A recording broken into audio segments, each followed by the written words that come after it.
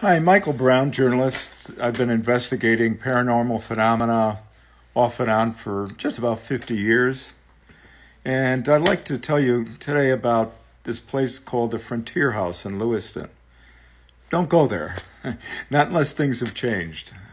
I'll tell you, I looked into it. It's a historic setting and was one of the finest hotels, was considered the finest hotel west of Albany back in the early 1800s, was visited by people like Mark Twain. Anyway, was always said to be haunted.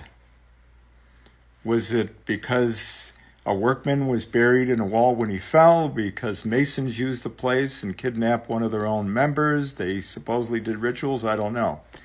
But there were all these restaurants there, and none of them seemed to make it. There were all these fires. There was fine dining. There was even a McDonald's that couldn't make it.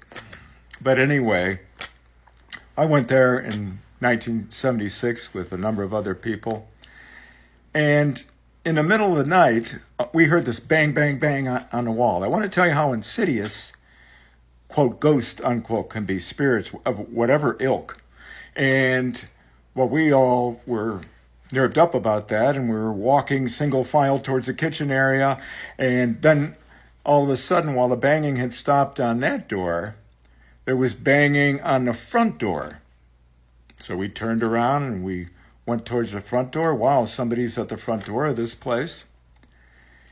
And I opened the door, and there was a cop standing there with his gun pointed right at us, and he was shaking. He was nervous. He could have fired that gun right at me.